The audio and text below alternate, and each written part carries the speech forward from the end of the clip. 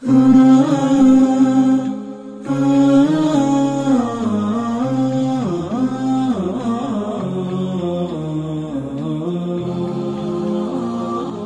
باللہ من الشیطان الرجیم بسم اللہ الرحمن الرحیم الحمدللہ رب العالمین والصلاة والسلام علی خیر خلقہ محمد وعلی اہل بیتہ الطیبین الطاہرین اللہم صلی علی محمد وآل محمد۔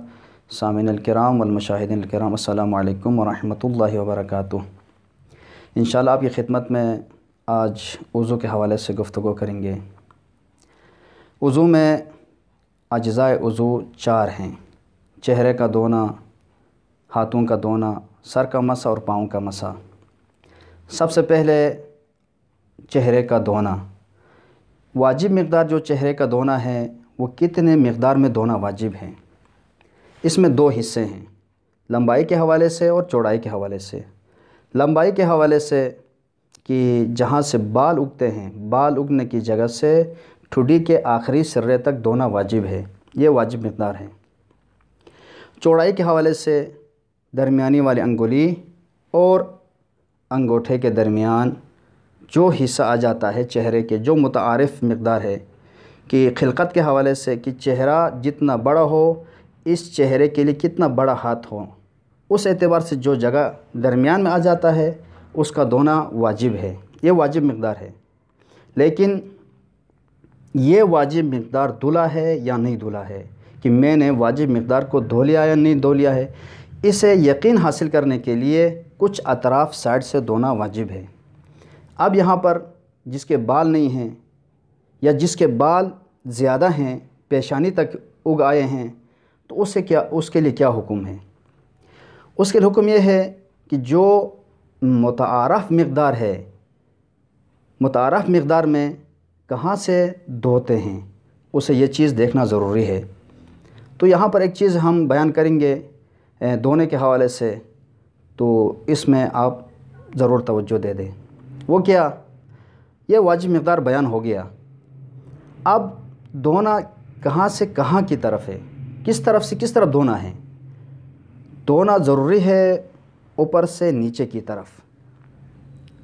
یہ چیز آپ ملاحظہ کریں کہ چہرے کا دھونا واجب ہے کہ اوپر سے نیچے کی طرف، جہاں سے بال اگے ہیں وہاں سے نیچے کی طرف دھونا واجب ہے۔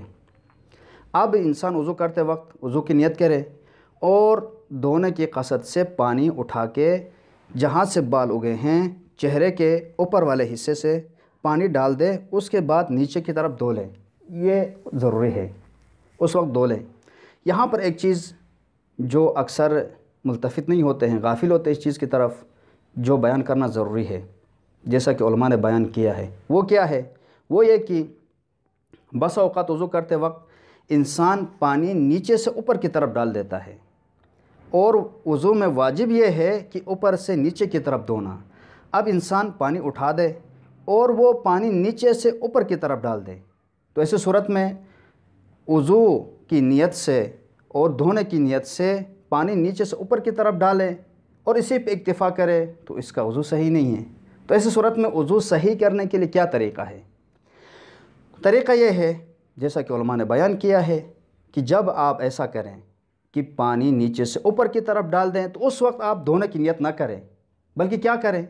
بلکہ جس وقت پانی نیچے لاتے وقت جب آپ پانی ڈالیں گے اس وقت نیت نہ کریں، بلکہ جب آپ اوپر سے نیچے کی طرف پانی لاتے وقت نیت کریں کہ میں یہ جو دھو رہا ہوں، جو پانی نیچے لا رہا ہوں، یہ وضو کے لیے ہے، تو تب آپ کا وضو صحیح ہوگا اس صورت میں۔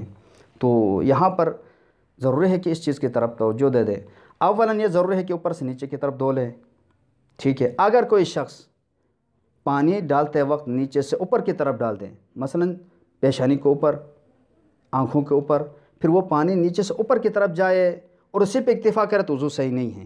تو اس صورت میں ضروری ہے کہ جب پانی نیچے لاتے وقت، جب وہ نیچے لا رہا ہو اور اس وقت وضو کی نیت کرے تو اس کا وضو صحیح ہے۔ تو یہ ایک مسئلہ آج آپ کے لیے، تو انشاءاللہ آئندہ بھی آپ کی خدمت میں مسائل پیش کریں گے۔ والحمدللہ رب العالمین، والسلام علیکم ورحمۃ اللہ وبرکاتہ۔